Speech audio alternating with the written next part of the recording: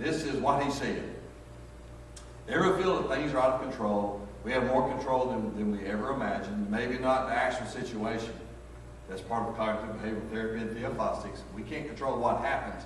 We can't even control what's happening necessarily, but we can control how we see it and how we respond to it. Instead of listening to every random voice daily, if you want to get in trouble, try to please everybody. Remember we tell you about the chameleon? The chameleon, the lizard that changes colors? He fell in a box of crayons. He exploded. All right? You can't listen to everybody. You got to be careful who you listen to, and you got to make sure that it's grounded. So, the way we see things and respond, instead of listening to every voice, random voice, respond accordingly. My grandma used to say all the time, I'd hear her talk to my granddaddy, and they'd be talking, and she'd go, well, they say. They say. I bet you in their conversation, she'd say, they say 100 times. Well, they say. And my granddaddy would get so mad. And he'd go, who is they? She never could say who they were, but they say. And so I thought about that through all this. So try listening to what God says and then respond versus react. Responding versus react. If God gives you antibiotic and it's working, he says, how's it doing? You say, it's responding. If you're breaking out in bigger hives, it's reacting. Okay? Today I saw a copperhead. It was dead. So I responded. I picked it up and moved it. If it was alive, I would have reacted. I would have moved out of the way. Amen. Copperhead can kill you. All right. So here we go. You wouldn't have pushed it down the road with a stick? No, I would not have. No. Okay. I will not give up. We've talked about all kinds of things, what God says versus how we feel about it. And all this is, remember, this is nothing new. This is not something outstanding. What I've done is I've taken some scriptures and I've put them together, compiled them together, and made a confession out of the scriptures without having to remember all these scriptures. You can take this. You can take this right here. You can put it in your car. If you want another copy, get all the copies you want. You can make copies of it. Put it in your car. Put it in your Bible. Some of these things I have in my sun visor. So when I'm riding down the road, if I'm feeling overwhelmed by the problems going on, especially now trying to take care of my mother-in-law who has severe diabetes and Alzheimer's and her heart's at 50%. It's kind of hard because you're trying to help take care of her, and at the same time, she kind of fights us, And so it's been hard, but in the situations like that, or and our families having to be split up because of this, and we get together and split. It's just so much going on that sometimes I just pull these things down. First in the morning, when I'm on the way to my mother-in-law's house at 7:15, on the way to my mother-in-law's house, I pull out one of these things and I start my morning confessions. Because if I don't, then my mind and Satan and the world will start filling my head full of junk. Okay? So instead of being filled full of junk, I'm being filled full of his word. So here we go. And I'm going to get y'all to say this with me. Remember, I will not give up. This week is I will not give up. So here we go. Again, this is just a conglomeration of scriptures put together and are just us talking. So we can, I'd hate to think, I can't imagine why Peter was sinking on the water. That he stopped and got on his knees and he said, Thou art the mighty God. Thou art wonderful God. Thou art everlasting God. And come up with all this King James stuff. You know what? When he started sinking, what did he say? Help! That's it. Help! Okay. This is help. All right? Here we go. Y'all can repeat after me. I'll get going here. Even though I may be surrounded by oppressors. Now, when you think about oppressors, like in the Old Testament, we talked about it Sunday, the Samaritans had come. Samaria was under siege by the Assyrians. All right? And so you see them under siege, and what they would do is they would choke you out, and as they're choking you out, keeping things from coming in and coming out, messages going in and going out, food going in and going out, hope going in and going out. After they got you and they put you in that chokehold, then they would attack. So this is what Satan does. This oppressor here can just be the situations you're in your life. You find yourself being choked by what's happening. Have you found yourself lately maybe a situation at your job, or a situation in your family, or a situation in school, and the situation just seems to be on your mind all the time. You can't shed it off your mind. And so because it starts taking up a lot of room in your mind, guess what it's doing? Especially if it's negative. It is oppressing you. Okay? That's what worry is. Worry is an oppressor. Faith is the opposite. Faith free. Worry is an oppressor. So here's what you say. When you're being oppressed, either by a bad boss, or you're being oppressed by rough times, or you're being oppressed by something going on in your life, here's what you say. Get this little thing out here, because when the first thing that oppressor tries to get you to do is give up. Stop. And that's what they did Sunday. If you'll just stop. Here's what he said. The king told the king in Israel, I'm coming in, I'm taking your children, I'm taking some of your children, some of your gold, some of your property. He said, well, come on. And then he said, the next day, he said, I changed my mind, I'm taking it all. That's how Satan works. He said, just give me a little bit. And then he turns around and takes it all. Okay, so here you go. Even though I'm surrounded by oppressors, I am never smothered or crushed by them. I'm never smothered or crushed by them. You'll say that with me. I am never smothered or crushed by them. What does that mean? It's down here in 2 Corinthians 4. It says, we're hedged in or pressed in on every side, troubled and oppressed in every way, but not cramped or crushed. Although this stuff's coming against me, remember, we're not isolated. We are not isolated from the world's problems. We are insulated. There's a difference. Okay? There's a difference between being isolated and insulated. Isolated means it's not going to come to me at all. Insulated means when it comes, I've got something to help me. All right? So here we go. Here we go. I may suffer embarrassments. I may become perplexed. Perplexed is now I have no idea. Not only do I have no idea what to do, my mind is getting so shaken I can't even think about it. I mean, I'm so shook up in my mind I can't even think about what's going on.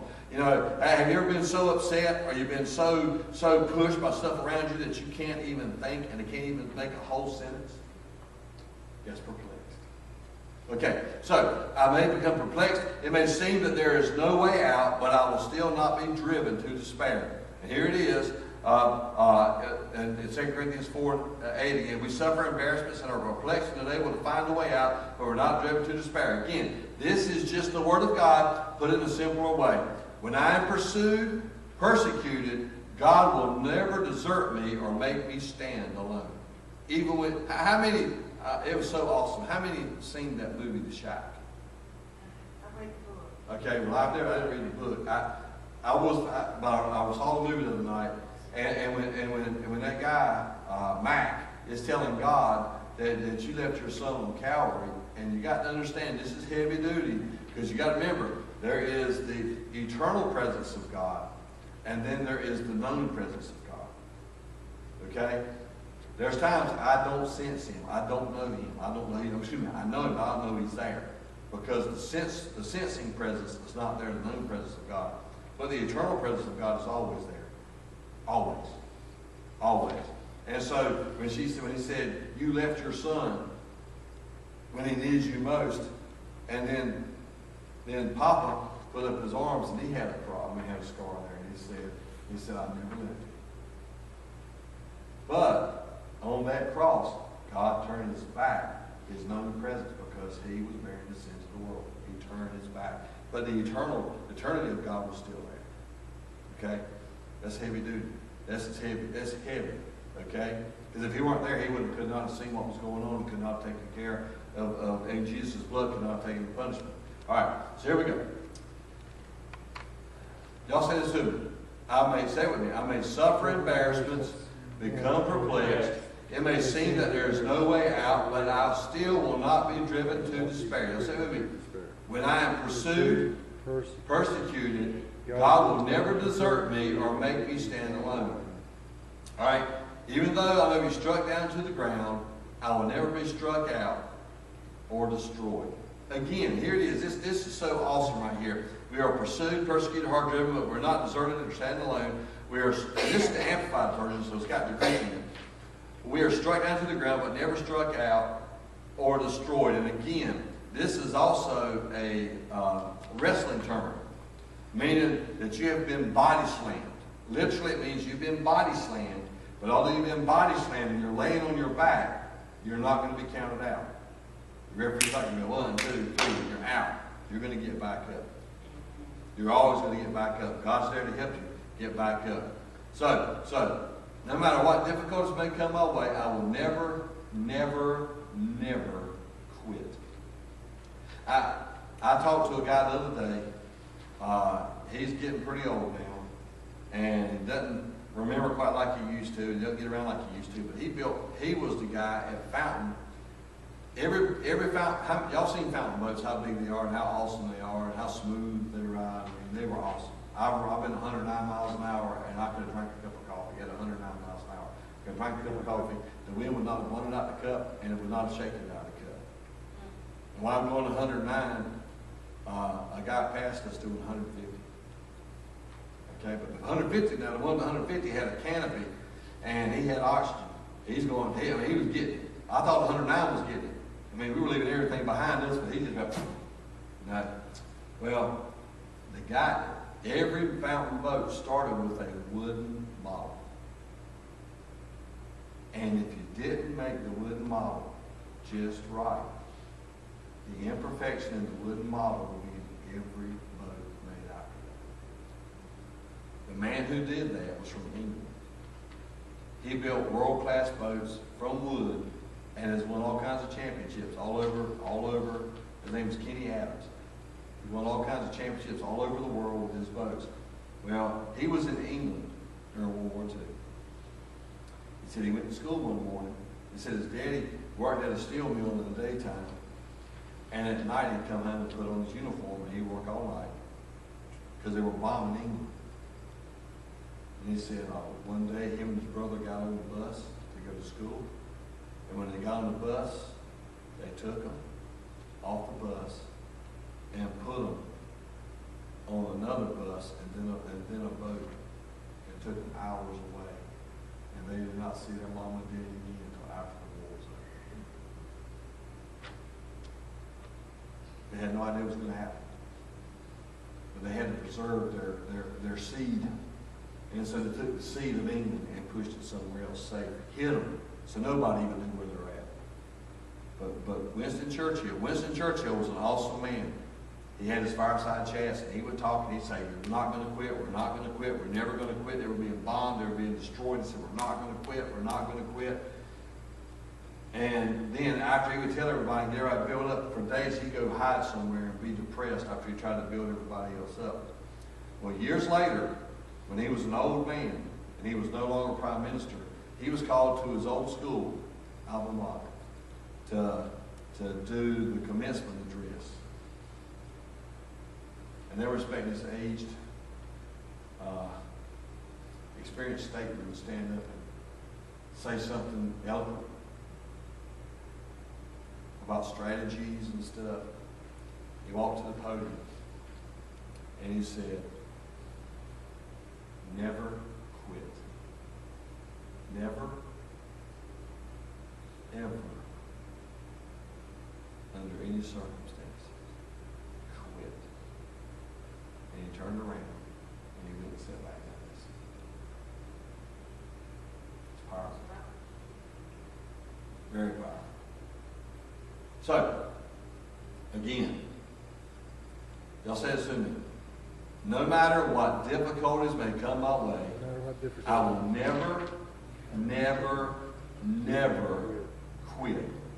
You know, I just told somebody the other day that they actually just started floundering around. And this person here ought to be strong, he's powerful, he's a Marine, he had his act together, and then all of a sudden he just started floundering around. And I was talking to him, and he said, well, what's the problem? And I said, well, guess what?